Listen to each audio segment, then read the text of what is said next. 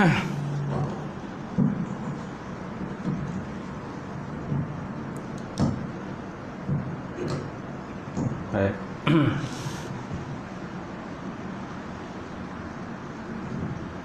Kita mulakan kuliah malam ini dengan sama-sama membaca Ummul Kitab ila hadratin Nabi Muhammadin Mustafa Rasulullah sallallahu alaihi wasallam wa alihi kiram wa ashabi rizwan syaikhul Fatihah.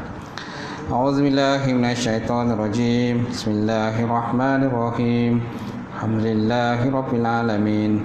Arrahmanir rahim. Maliki yaumiddin. Iyyaka na'budu wa iyyaka nasta'in. Ihdinas siratal mustaqim. Shiratal ladzina an'amta 'alaihim ghairil maghdubi 'alaihim waladdallin. Amin. Assalamualaikum warahmatullahi taala wabarakatuh. Alhamdulillahi wahdah, sadaqa wa'dah, wa nasara 'abdah, wa 'azza jundahu, wa hazamal ahzaba wahdah. Asyhadu an la ilaha illallah wahdahu la syarikalah, wa asyhadu anna Muhammadan 'abduhu wa rasuluh. Allahumma salli wa sallim ala sayyidina wa maulana Muhammad wa ala alihi wa sahbihi ajma'in. Amma ba'd. Fa inna asdaqal hadis kitabullah wa khairal hadi hadi Muhammad sallallahu alaihi wasallam wa syarril umuri muhdatsatuha wa kullu muhdatsatin bid'ah wa kullu bid'atin dhalalah wa kullu dhalalatin finnar. Qala Allah Subhanahu wa ta'ala fi kitabil azim. A'udzubillahi minasyaitonir rajim. Innama ya'muru masajidallah man amana billahi wal yawmil akhir wa aqamas salata wa ataz zakah wa lam yakhsha illallah fa asa ulaika minal muhtadin. Maksudnya sesungguhnya ataupun hanya saja orang-orang yang memakmurkan rumah-rumah Allah Subhanahu wa taala, itulah orang-orang yang beriman dengan Allah dan juga akhir akhirat, serta mereka itu mendirikan sembahyang dan menunaikan zakat, dan mereka tidak takut melainkan hanyalah kepada Allah Subhanahu wa taala. Maka mudah-mudahan mereka itu termasuk dalam golongan orang-orang yang mendapat taufik hidayah daripada Allah. Alhamdulillah. Wa qala Nabi sallallahu alaihi wasallam, bara Islamu ghariban wa sya'uru ghariban kababana fatuba lil ghuraba. Islam itu bermula dalam keadaan asing dan dia akan kembali menjadi asing, maka berbahagialah kepada orang yang asing. Alhamdulillah. Yang mati Fadil Tuan Imam kita, tak lupa juga Tuan Bilal, pengerusi surau, jawatankuasa sidang jamaah, muslimin muslimat yang berbahagia. Alhamdulillah, kita memuja dan memuji Allah Subhanahu wa taala kerana dengan izin Allah kita dapat bersama pada malam ini. Telah Allah Taala bagi kekuatan pada kita dapatlah datang hadir ke dalam surau yang mulia ini. Mudah-mudahan Allah Taala senantiasa memandu kita pada arah-arah jalan kebaikan, insya-Allah. Baik. Kursat apa tu pengajian kita? Sifat 20 ke arah memahami akidah Ahlussunnah wal Jamaah. Buku surat 148. Dah masuk ke belum? Belum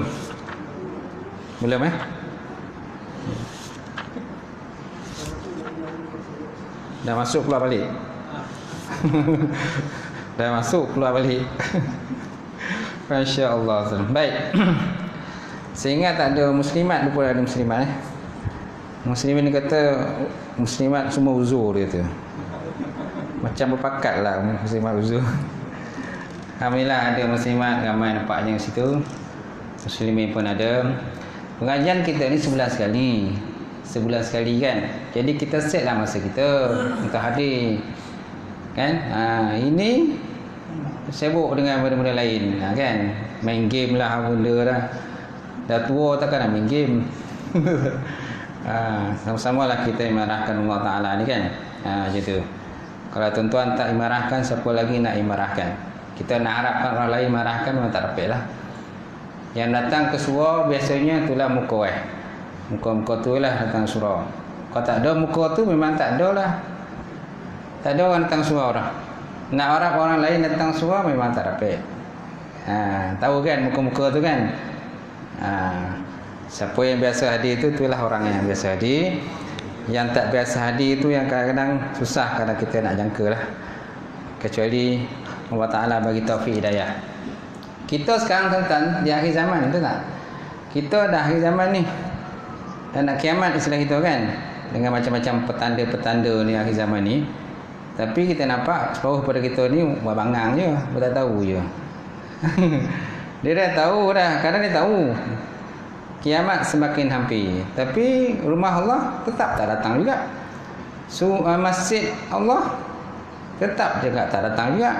Macam mana tu tuan-tuan? Sedangkan dia tahu kita dah berada di akhir zaman. Alhamdulillah, fungsi kita pun alhamdulillah tahniah dapat hadir. Walaupun lewat malam ni fungsi kita. Kalau tak ada fungsi kita, alhamdulillah kita punya surau ni goyeh lah dia kan. Bila ada fungsi tu kuat lah sikit, togap sikit. Boleh? Baik, insyaAllah kita sambung pengajian kita La ilaha illallah sebagai asas dalam Islam. Qala musannifu Allah Ta'ala wa nafa'ana bi ulumihi bidari amin. Seluruh kaum muslimin sudah maklum bahawa sesungguhnya Islam itu mempunyai asas-asas yang akan membentuk dan menentukan setiap bangunan. Okay? Islam mempunyai asas-asas yang akan membentuk dan menentukan setiap bangunan. Dan juga seluruh umat Islam telah sepakat bahawa dua kalimah syahadah adalah sebagai rukun Islam yang pertama. Dua kalimah syahadah ni rukun Islam pertama. Kerana rukun Islam ada 5 perkara. Pertama, syahadatu alla ilaha illallah, penyaksian bahawa Tuhan tiada Tuhan sembah melainkan Allah, Muhammad Rasulullah. Kan, wa iqamis solah, mendirikan sembahyang. Wa ita'iz zakah, menunaikan zakat. Wa shaum Ramadan, berpuasa pada bulan Ramadan. Dan yang kelima, wal hajjul bait man istata'a ilaihi sabila, mengerjakan haji ke Baitullah bagi orang yang ada kuasa dan kemampuan pergi ke sana. Baik. Baik, kemudian kerananya keislaman seseorang belum diakui sebelum mengucap dua kalimah syahadat. Sebelum mengucap kalimah syahadat. So nak kita akui dia orang Islam, dia mesti syahadah. Mesti syahadah. Okey?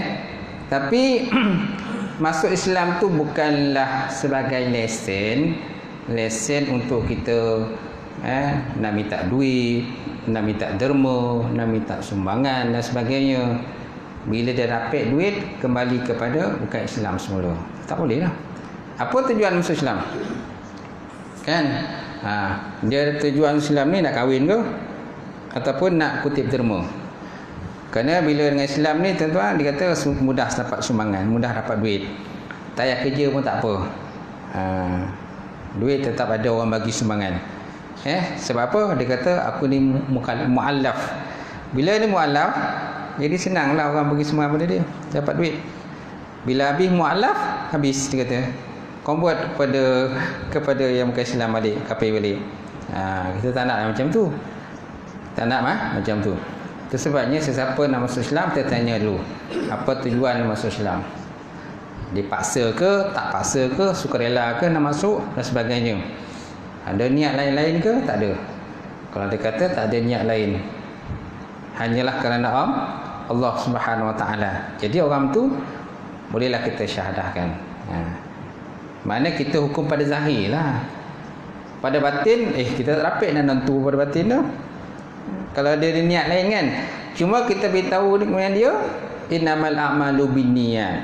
Setiap amalan tu berdasar pada niat kita. Wa innama likulli imri'in ma nawa.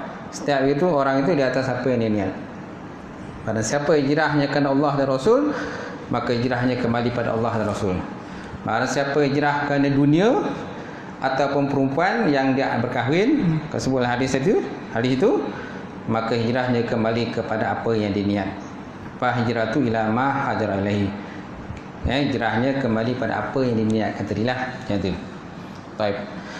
Baik, kemudian tuan-tuan, Rasulullah SAW telah bersabda, Buni Islamu ala khamsin, syahadatu an la ilaha illallah wa anna Muhammadar Rasulullah. wa iqamis salat wa ita'iz zakah wa shaumi ramadan wal hajjil bait man istata'i ilaihi sabila. Samalah macam hadis baca tadi. Baik, kemudian seterusnya asas-asas yang 5 tersebut dia bagaikan tiang-tiang bangunan dalam Islam. Dia bagai tiang-tiang bangunan dalam Islam.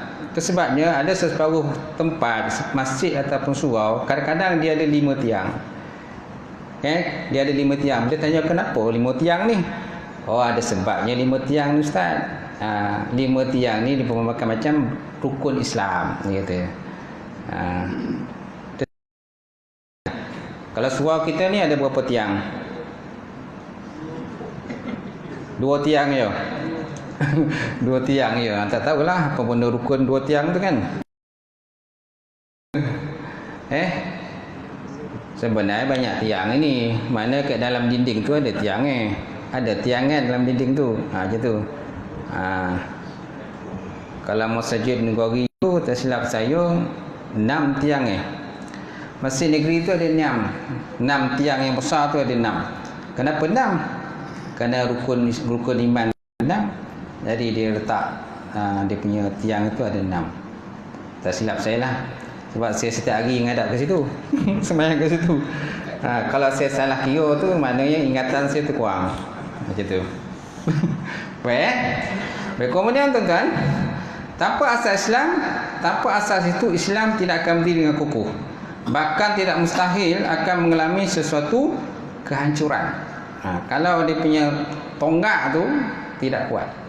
Tonggak dia tidak kuat. Mesti tonggaknya kuat. Kekuda dia mesti kuat lah silah kita tu kan. Kalau tuan-tuan bersilat lah. Kalau pekuda tuan-tuan tak kuat macam mana?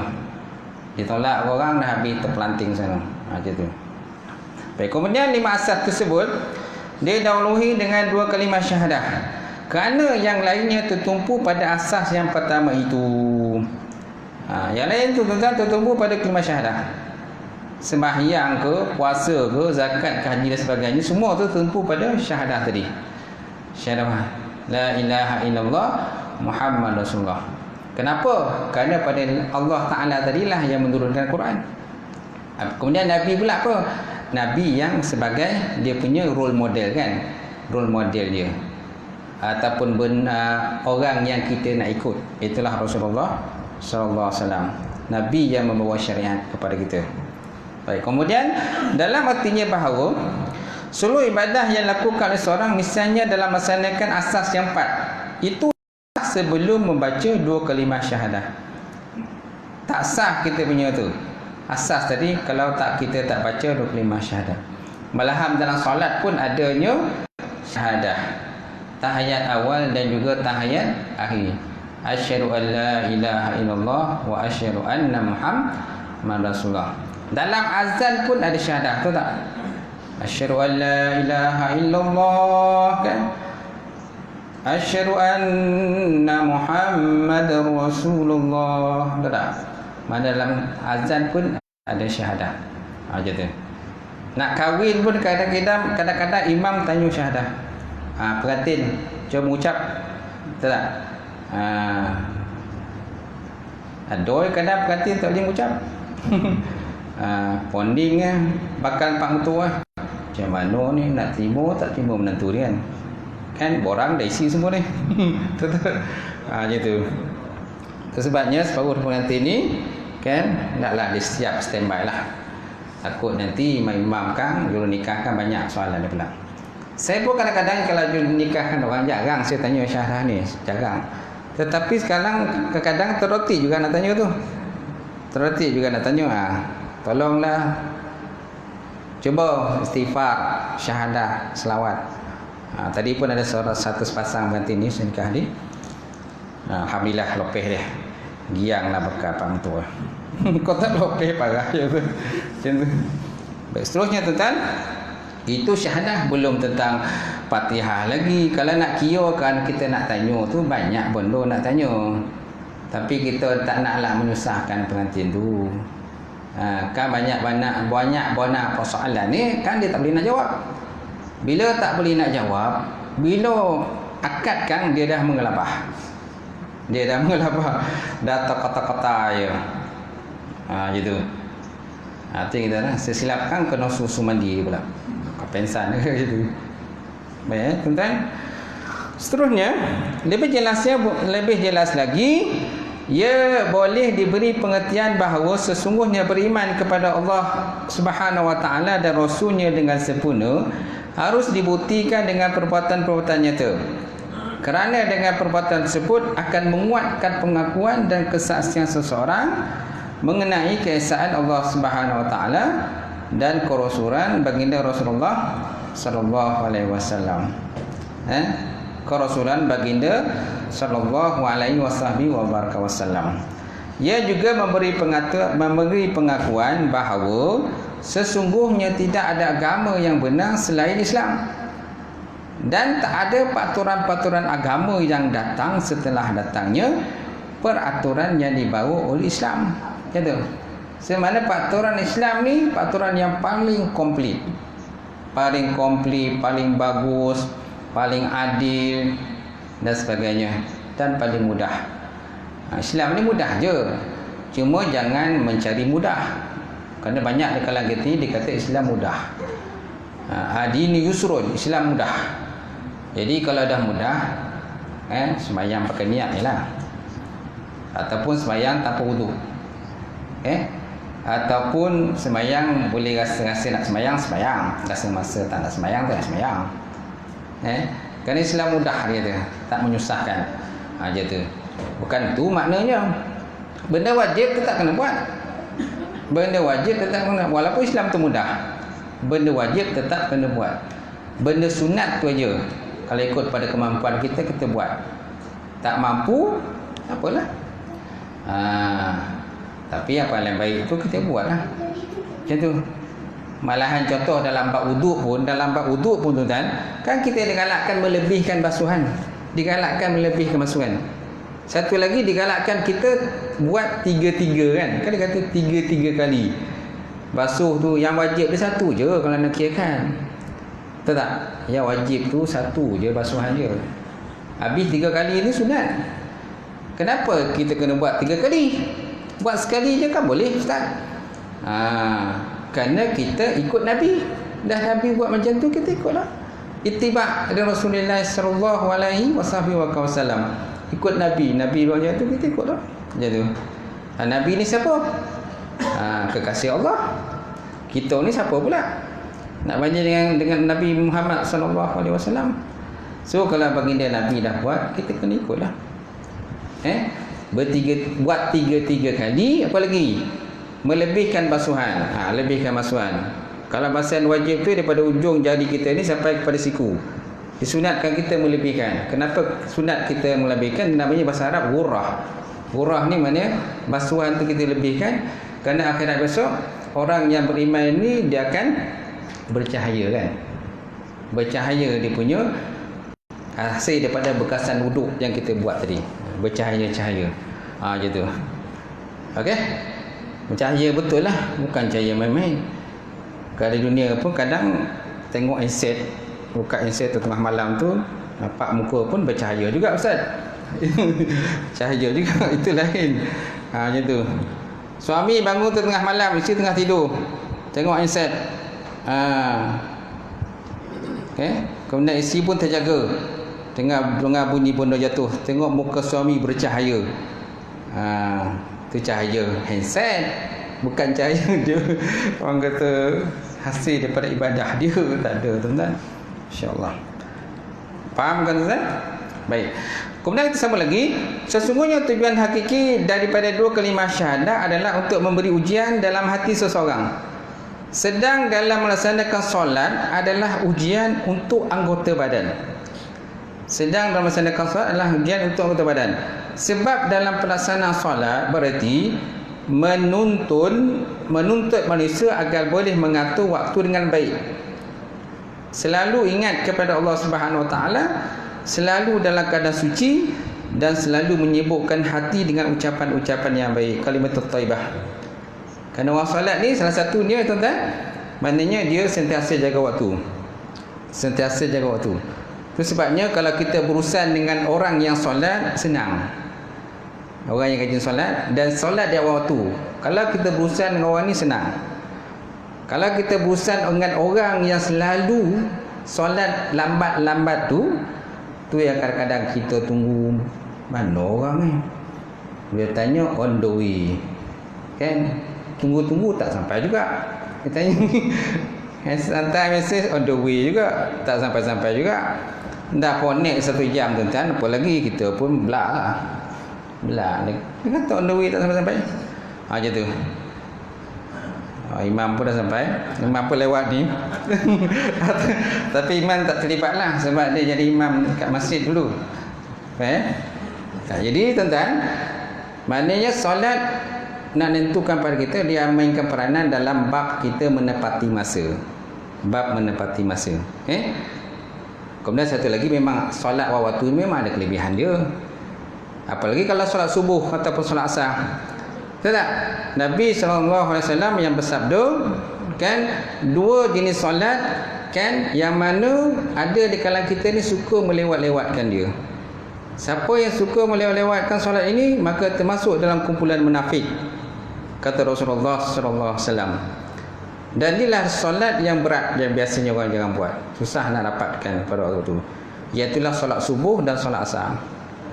Solat subuh dan solat asar. Tuan-tuan tengoklah kalau waktu subuh, berapa ramai yang datang ke solat, ke masjid ataupun surau yang berhampiran lah. Kalau kita ni surau lah kan, nak pergi masjid tu jauh sikit. Saya pun sama juga, dokek surau dan pergilah surau dennya macam tu. Walaupun kadang-kadang tu terlewat surau saya tu, dia punya kamat dia copek warna.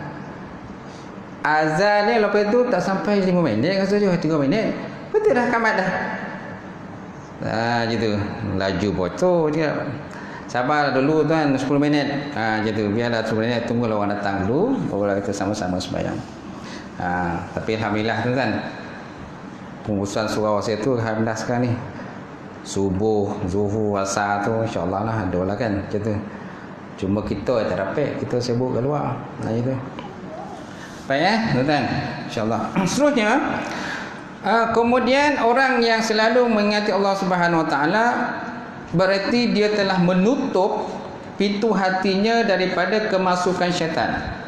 Orang yang selalu ingat kepada Allah Taala berarti dia telah menutup pintu hatinya daripada kemasukan syaitan. Masya-Allah. Kemudian syaitan ni pula dia ada beberapa nama. Ada beberapa nama untuk syaitan ni, ataupun dia punya syaitan ni kalau sebut dalam kitab, tersilap dalam kitab Muraqi Ubudiyah. Dalam kitab Muraqi Ubudiyah tuan-tuan, disebut ada 9 nama anak syaitan ataupun anak iblis. Yang pertama namanya Khanzab. Tuan-tuan nak tulislah. Pertama Khanzab, Kha Nun Zaiba. Kha Nun Zaiba, Khanzab. Dia tugasnya untuk menggoda manusia waktu solat. Ni lah. Waktu tuan-tuan nak solat tu kalau yang suka ganggu tuan-tuan tu namanya syaitan Khanzab nama tu. Tapi tak nampak lah. Kalau nampak senang kan, kau Khanzab kan, dia kata yo dia kata, dia nama dia Khanzab kan. Mana kau dah tahu dia? Kau tahu pula nama dia? Dalam kitab dah sebut dia. Kitab Muraqi Ubudiyah ni kitab yang mensyarahkan kepada kitab Bidayatul Hidayah yang dikarang Imam Ghazali. Tapi yang mengarang kitab Muraqi Ubudiyah itu bukan orang Arab, orang Jawa. Orang Jawa yang karang, tapi dia Arab, kitab Arab. Macam tu. Banyak di kalangan orang alim tuan-tuan, dia orang mengaji di Mekah, kemudian bila balik ke Malaysia dikarang kitab Arab. Karang kitab Arab banyak. Cuma kadang-kadang ya kita tak tahu macam tu. Baik. Dia ni Khanzab ni tugasnya menggoda manusia waktu solat sehingga merasa was-was dalam solat. Diriwayatkan daripada Utsman bin As, beliau berkata, wahai Rasulullah, syaitan telah menghalang-halangi aku antara solat dan bacaanku. Maka Nabi sallallahu alaihi wasallam bersabda, dia adalah syaitan yang bernama Khanzab. Jika kamu merasakan kehadirannya, maka mintalah berlindung kepada Allah SWT daripada gangguannya dan meludah ke kiri 3 kali. Meludah ke kiri 3 kali. Tapi jangan konon orang lain sudah. Jangan konon orang sebelah sudah. Macam tu. Ataupun buat isyarat lah, isyarat ludah. Macam tu. Jangan konoh orang sebelah kan kau ditampar Kemudian yang kedua tuan walhan. Walhan alif lam waw lam ha alif nun. Ha gulung. Ha alif nun dia ni bertugas mengganggu manusia saat melakukan taharah. Saat kita nak wuduk tu dia kacau kita. Itu yang kadang-kadang kita pun tak tahu berapa dah wuduk ni, berapa kita dah basuh pun muka kita ni ataupun belum, ataupun kita tangan ni dah basuh ke belum, ataupun sah ke tak ni tangan yang dibasuh tadi. Macam itulah dia akan menimbulkan was-was macam tu. Tu yang kadang-kadang tu kita dapati ada di kalangan kita ni ambil wuduk banyak kali. Orang dah takbir dah, dia masih wuduk lagi.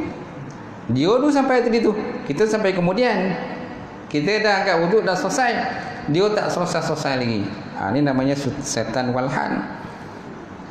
Tugas mengganggu manusia saat melakukan taharah seperti wuduk dan juga mandi, hingga kadang seseorang berlebihan menggunakan air saat bersuci. Nabi SAW bersabda, sesungguhnya dalam wuduk ada syaitan yang bernama walhan. Takutlah kalian kepada was-was dalam mengangkat wuduk ataupun menggunakan wuduk tadi. Jangan kita was-was. Macam tu. Kemudian yang ketiga tuan-tuan, zalambur. Zalambur nama syaitan, nama anak syaitan ni. Zai lam nun ba waw ra, zalambur. Dia diberi tugas menggoda orang yang berjualan di pasar. Orang berniaga. Orang berniaga kan tak kisahlah jual apa, jual ayam ke, jual ikan ke, jual bawang ke, jual sayur-sayuran kan, jual pucuk paku kan. Macam tu. Tahu tak pucuk paku tu kan? Sini kadang susah je pucuk paku. Kalau ke kampung tu biasalah jumpa pucuk paku kan. Macam tu. Jadi setan ni tuan-tuan, zalambur ni, dia diberi tugas menggoda orang yang berjual di pasar dengan tujuan agar orang yang berjual tadi kan berbicara dalam benda-benda yang dusta, memuji barang dagangannya, kemudian melakukan penipuan dan mengurangi kepada takaran timbangan, mana sukatan.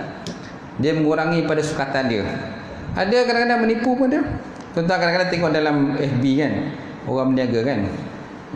Orang berniaga, orang dah pilih dah buahan tu, buah cantik dia pilih. Lepas tu buah cantik dia bagi dia, bila orang bungkus tu mungkin dia ambil, ada kat bawah meja tu ada buah lain pula. Buah lain yang dah siap bungkus, dia tukar buah yang dah tak baik dia bagi kat orang yang beli tadi. Macam itulah perangai manusia ni. Macam tu. Mengurangi kepada timbangan. Kemudian yang keempat, al-a'war. Alif lam alif ain waw ra, al-a'war. Syaitan ni tuan-tuan, dia tugas memperdayai seorang lelaki dan juga perempuan.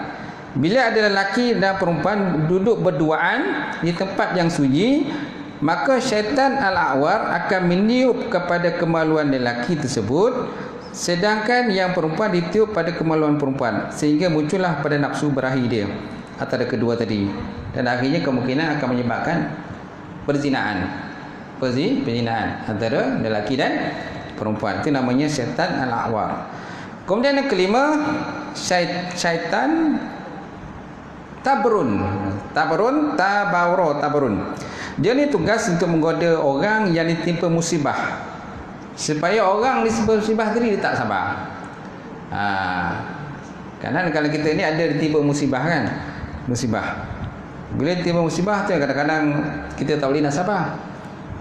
Kalau sekali kono tu boleh sabar lagi. Kalau dah double tu kan, double dia punya musibah tu, tu yang kadang-kadang nak melosang tu. Tahu tak? Nak melosang ni kan, nak mengamuk dia kan, macam tu. Okey? Kadang-kadang berlaku macam tu kan. Jadi setan tabrun ataupun tibrun ni, dia menggoda manusia tiba musibah supaya orang tu tak sabar. Kan? Dan tak sabar di atas ujian daripada Allah Subhanahu Wa Taala. Kerana orang yang ditimpa mati, tinggal mati suami, kadang-kadang ada yang kalau Arab jahiliah tu, orang Arab, style Arab, dia akan merobek-robek baju, menapah pipi, meraung-raung, berguling-guling, mengoyak-ngoyak baju macam-macam lagi lah, menarik-narik rambut dan sebagainya. Macam tu. Dia tak boleh nak kontrol. Dan kemudian ada yang macam stres yang berlebihan sehingga menyebabkan jadi gila pun ada. Ini gara-gara daripada syaitan tabrun. Yang kelima, yang keenam, syaitan wasnan. Alif lau waw sim nun alif nun wasnan. Di mana syaitan ni tuan-tuan, tugasnya ialah menggosok-gosok, meniup-niup kepada kepala dan mata orang yang sedang tidur. Sehingga orang yang tidur tadi apabila datang seruan untuk bangun ataupun untuk ibadah kepada Allah Ta'ala, maka dia rasa berat. Mata dia berat dan juga badan berat. Semualah macam-macam lah. Dan akhirnya orang tertidur semula. Orang tertidur semula. Walaupun kadang-kadang dah berapa kali dah tu. Macam anak kita kan, anak ni tu kan. Kadang dah berapa kali panggil dah tu. Subuh. Kan lebih waktu kan, jangan lekong. Yelah. Kan? Kita pun pergi tempat lain. Kan kita balik kan, tak bangun juga lagi. Suruh bangun. Tak dia bangun lagi. Itulah. Pengen kan. Kemudian tuan yang ketujuh, setan dasim. Bukan Kasim bapak dan. Dasim. Dal alif sin mim. Dasim. Bertugas menggoda orang yang masuk dalam pemergian ke dalam rumah dan tak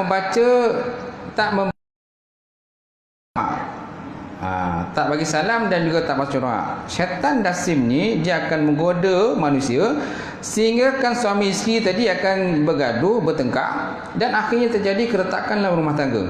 Bahkan syaitan jatim juga akan ikut berkumpul dengan suami isteri yang melakukan hubungan kelamin yang tidak membaca doa, termasuk juga ikut makan bersama dengan kita dan juga ikut minum dengan kita. Terutama saya orang yang tidak makan dan minum tidak diawali dengan membaca bismillah ataupun baca doa ketika makan. Ketika makan. Okey? Jadi naklah tuan-tuan kena amalkan. Jangan jadi ikut pada terpengaruh dengan dasim tadilah. Dia akan mengadu domba manusia sebabkan terjadinya perpecahan mata. Bergaduh sana, bergaduh sini sebagainya. Kemudian yang ke-8 tuan-tuan, syaitan matwan. Mim ta waw nun matwan. Jadi syaitan ni tuan-tuan bertugas untuk membesar-besarkan berita dan menambah-nambahi perbicaraan yang tidak sesuai dengan fakta dan juga kenyataan. Dia tambah-tambahkan berita. Orang cakap A, dia kata A tapi dia tambah lagi B. Orang kata B, dia tambah lagi C. Mana ada lagi penambahan lain. Ya akhirnya dah jauh terpesong daripada orang yang pertama. Tak banyak dah dia bincang macam dia. Si A mula cakap begini, lepas tu sampai pada C B sampai pada C pula sampai pada E F dan sebagainya. Akhirnya sampailah orang kata bertari-tari berjauh-jauhan gitu. Akhirnya banyak benda ditambah-tambah dan sebagainya. Kemudian yang ke-9 tuan-tuan ni yang last sekali, iaitu syaitan abyad. Alif lam ba ya dha, abyad. Abyad ni asal makna putih, tapi ini bukan makna putih. Ni syaitan yang paling sakti, paling cerdik, yang mana syaitan ni akan menggoda para nabi dan juga para rasul dan juga wali-wali Allah Subhanahu wa taala. Akan tetapi para nabi dan para rasul akan sentiasa mendapat perlindungan daripada Allah Subhanahu wa taala. Tetapi para wali Allah tadi ada pula yang tergelincir dengan syaitan abyal tadi.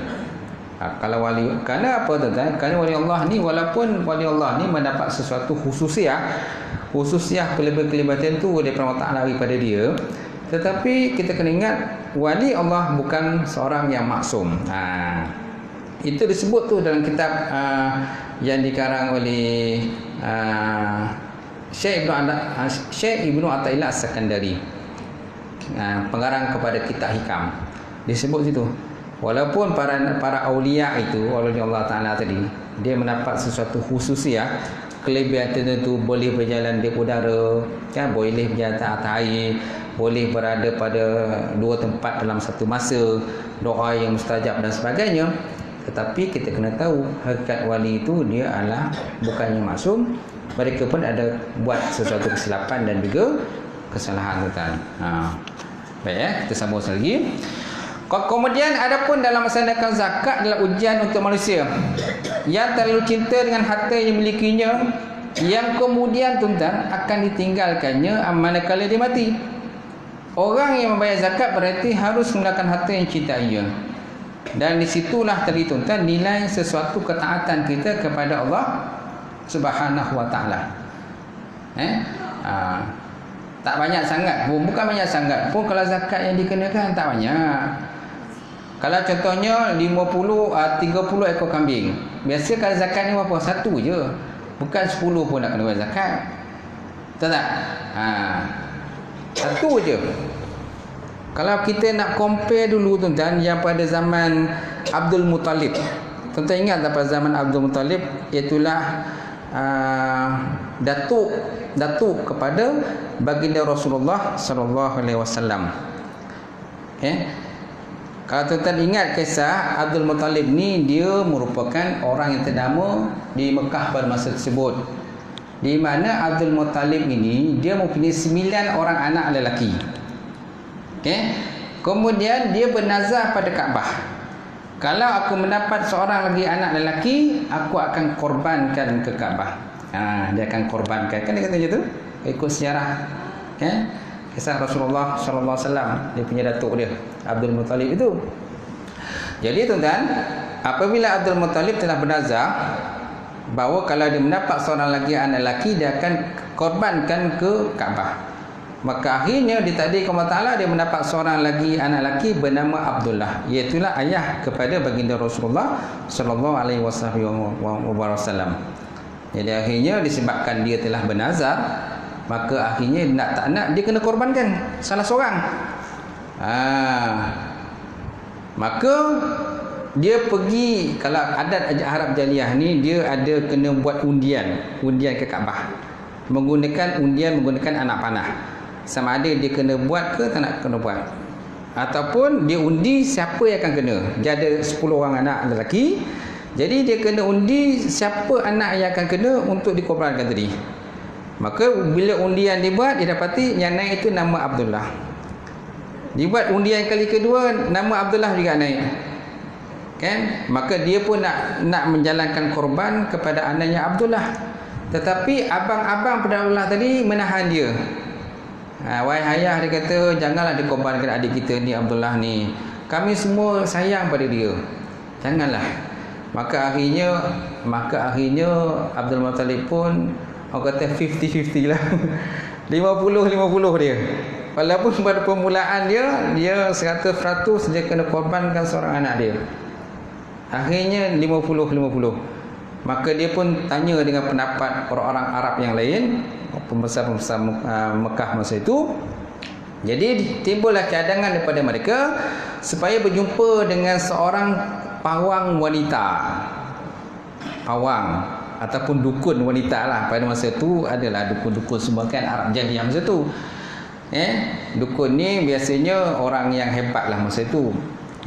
Jadi pergi jumpa dia, tanya dengan pendapat dukun wanita tadi macam mana dengan nazar dia, sama ada dia nak kena buat atau tidak.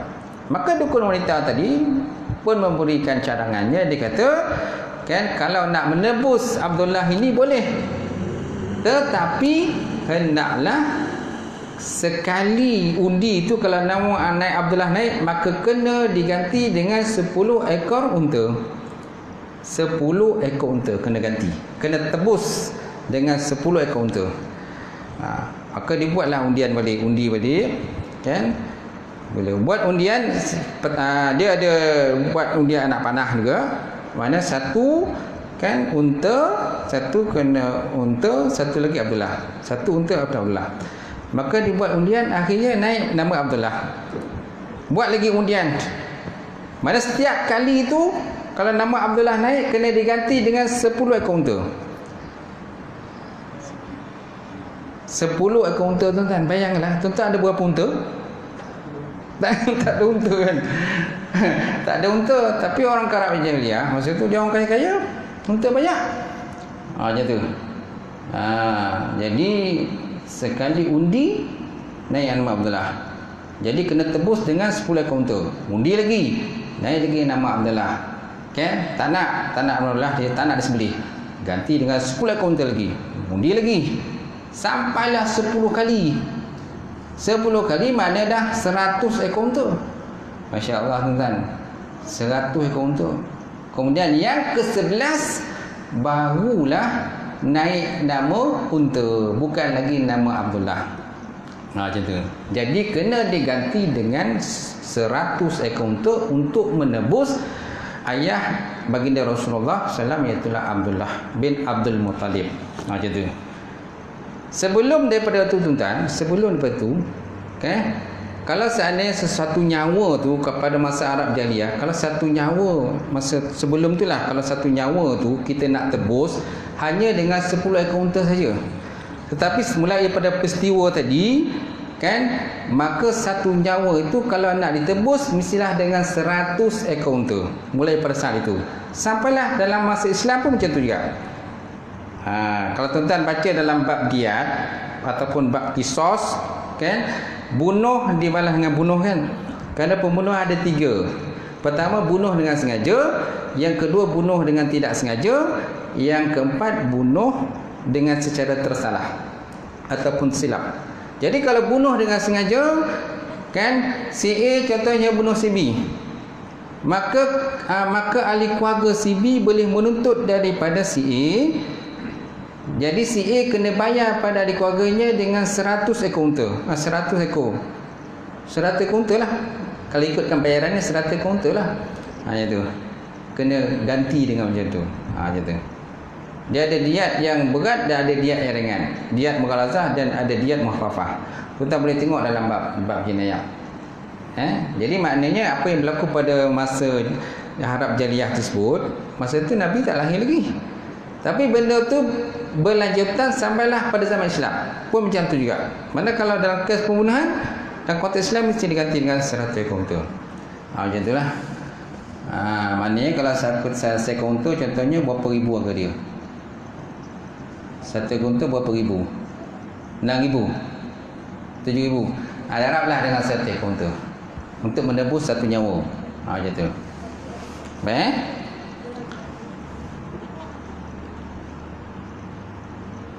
Besoknya tuan-tuan, kau berah?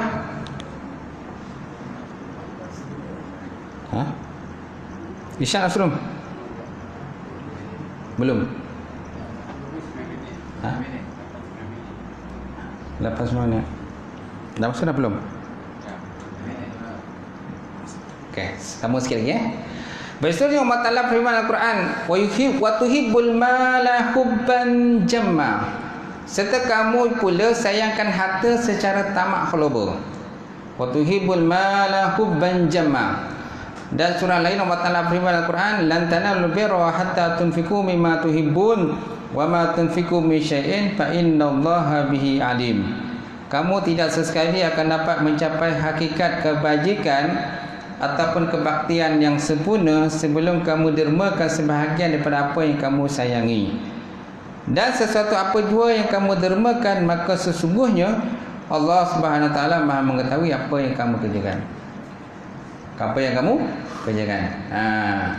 Okey. Kalau dalam dunia tuan-tuan ada kadang-kadang manusia dia mengedat nak bayar zakat.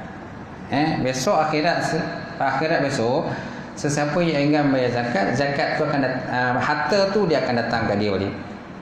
Harta tu akan datang kepada dia balik. Kalau lembu ke kambing, jadi lembu dan kambing tu akan pijak-pijak dia lah, injak-injak dia, tanduk dia dan sebagainya. Banyak kambing yang dia tak keluarkan zakat. Benda tu dia akan datang pada dia lah. Gitu.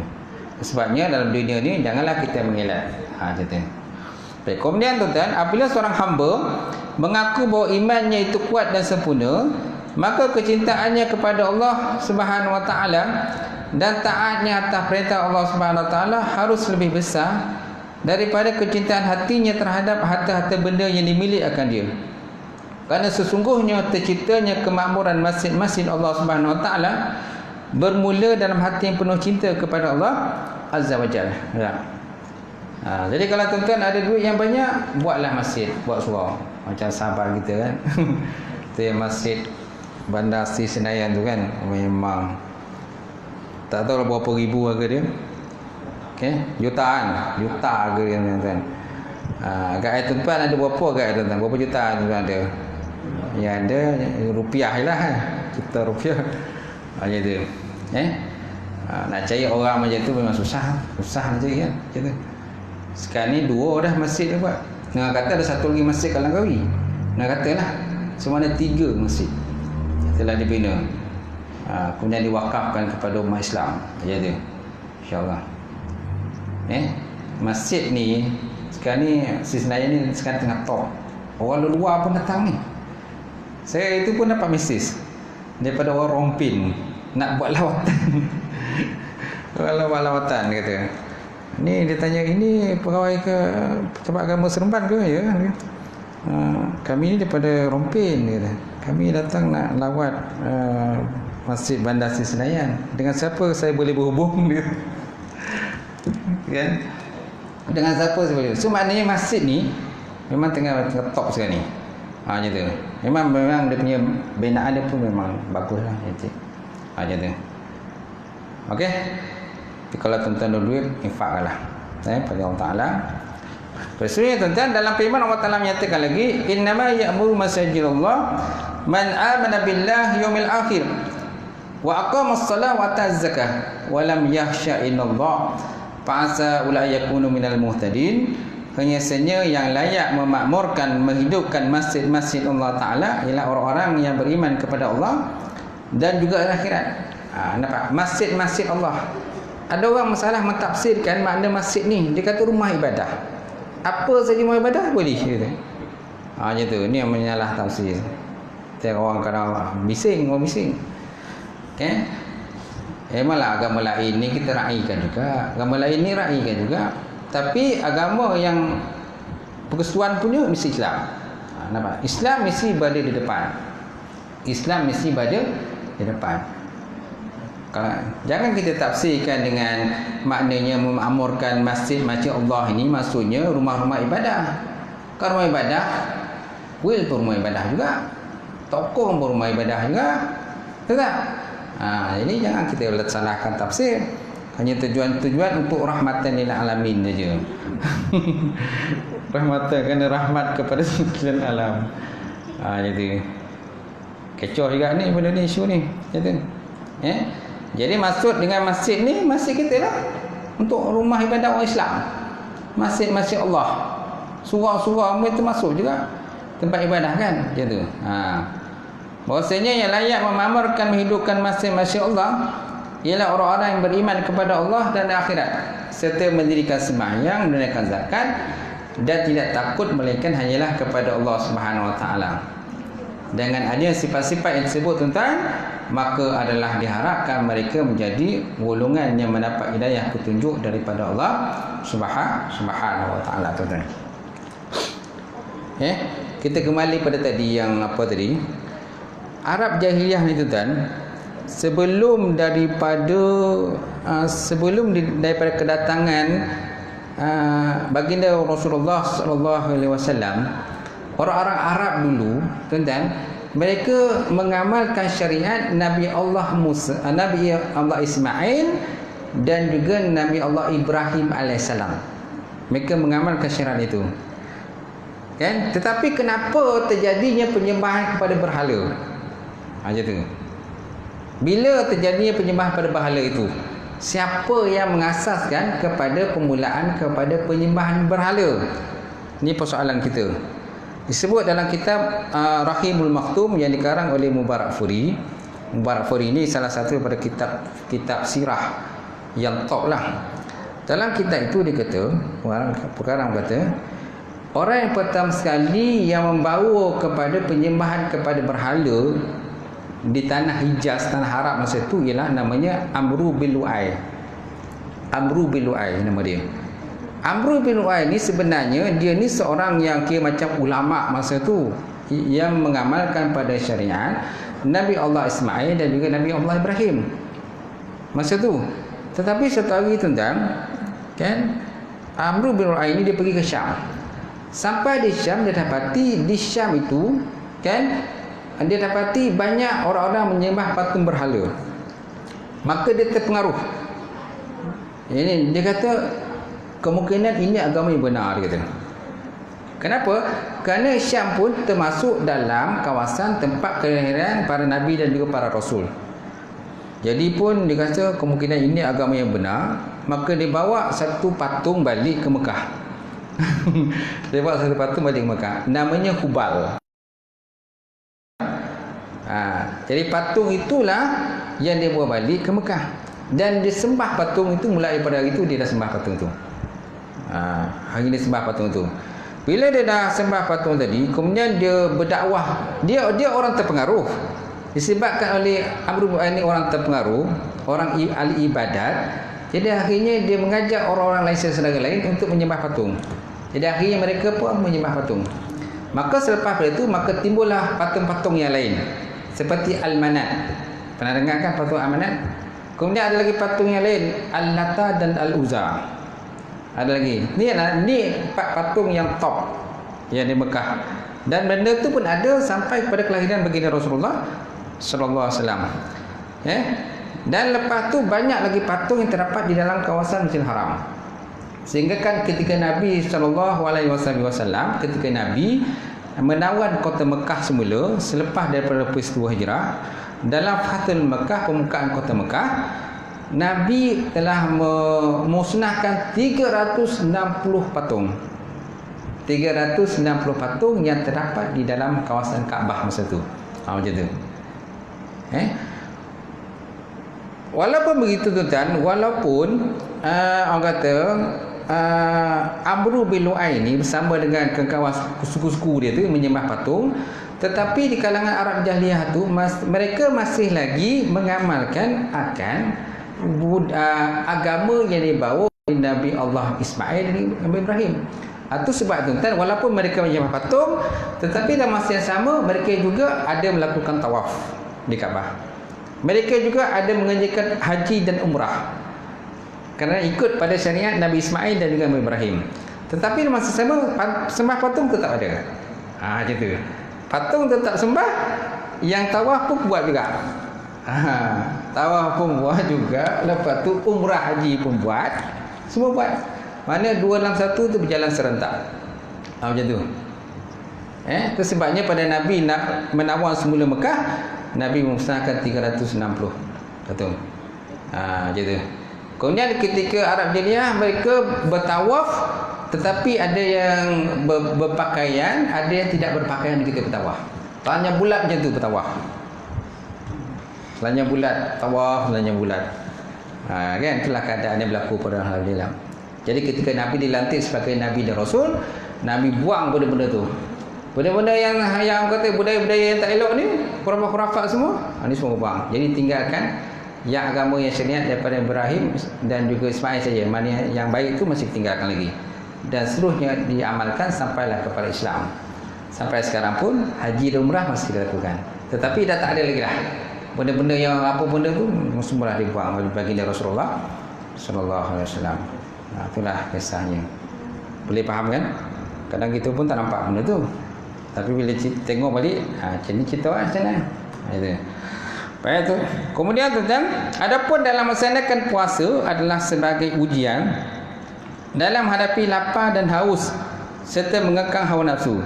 Dengan berpuasa manusia akan dapat menghindari daripada godaan syaitan yang selalu menjerumuskannya ke jalan-jalan maksiat, sehingga dia mampu menguasai dirinya, tidak mengikuti hawa nafsu dan sebagainya. Oleh kerana itu tuan, orang yang menjalankan puasa berarti dia telah menjalankan separuh daripada sifat kesabaran, dan sifat kesabaran itu adalah separuh daripada iman. Nampak? So orang yang puasa biasanya kita nampak dia sabar. Dia sabar kan? Jarang kita jumpa orang puasa tak sabar. Kecuali puasa yuk-yuk lah. Kalau puasa yuk-yuk tu, curi-curi makan tu memang biasanya akan berlaku dia tak ada sabar lah. Tapi kalau berpuasa biasanya akan ada kesabaran. Macam tu. Kemudian ibadah puasa merupakan ibadah yang mempunyai nilai khusus daripada ibadah lainnya, kerana besarnya pahala puasa hanyalah Allah Ta'ala saja yang ketahui, sesuai dengan hadis Nabi SAW, hadis kursi, kullu amalin ibnu adam lahu illa siyam fa innahu li wa ana ajzibih. Setiap amalan anak Adam itu baginya kecuali puasa. Maka puasa itu kata Nabi kepada Allah Ta'ala, Kata Allah Ta'ala, bagiku dan akulah yang akan membalasnya. Habis. Boleh. Sampai situlah baca kita insya-Allah.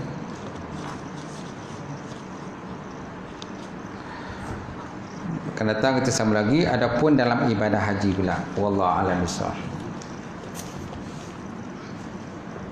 Saya buka persoalan kalau ada. Ada pertanyaan?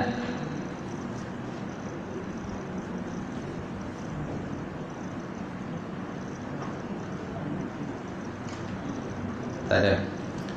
Tak ada? Aku tak ada itu. A'udzubillahi minasyaitonir rajim. Bismillahirrahmanirrahim. Alhamdulillah rabbil alamin wassalatu wassalamu ala asyrafil mursalin wa ala alihi washabbihi ajmain. Allahumma zidna ilman nafi'a wa yaqinan shadiqa ma'alam taqabbala wa rizqan halalan mubarakatan katsiran wasi'an yaqatan ya alim nawilana qulubana bi nuri ma'rifataka wa fahmil ta'rifin. Allahumma faqina fi din, Allahumma faqina fi din. Allahumma inna na'udzuka min ilmin la yarfa' wa min nafsin la tashfa' wa min qalbin la yasha' wa min du'ain la istajaba laha ya arhamar rahimin. Allahumma arina haqqa haqqa warzuqna ittiba'ah wa inna batila batila warzuqna tinabah.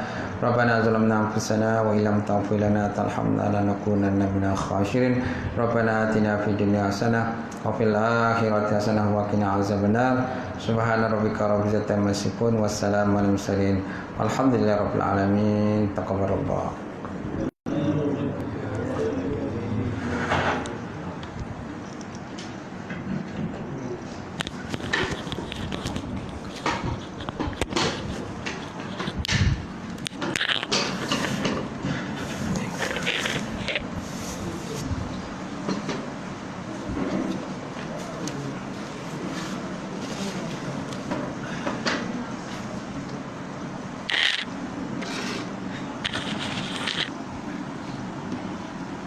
Dah, kan finish.